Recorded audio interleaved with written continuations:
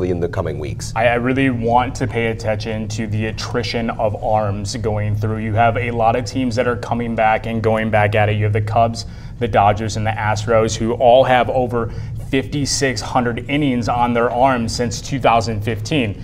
And now when you assess what that means going deep into your bullpen into the postseason, you have to be sure that these guys are ready to go. And when it comes to the arms and everything that has to do with winning a World Series, that's going to be a vital factor going forward. And you got a lot of teams who've made these pitching moves. You know, one team that's had a lot of inning on their starters' arms are the Chicago Cubs. They've added Cole Hamels. We'll have to see how he's used down the stretch. Lance, how about you? What are some storylines that you're really keeping your eye on for the rest of this MLB regular season? Well, speaking of arms, I think you can't go wrong by talking about what the Tampa Bay Rays are doing down south. Their bullpenning is unbelievable. They're a 500 team right now. They're better than the Washington Nationals. They're only 4.5 games worse than the Cleveland Indians. They have the lowest payroll in baseball. They're the only team in baseball with under $70 million in payroll. It's fascinating to me that this is working. They're throwing out guys like Ryan Yarbrough to throw 2 or 3 innings. Those guys are dominating in shorter roles where they're able to mix only 1 or 2 pitches and not have to face a lineup a third time through.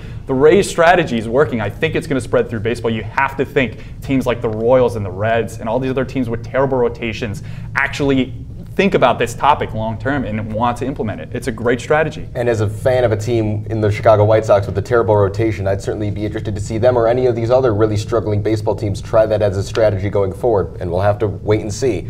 Well, that's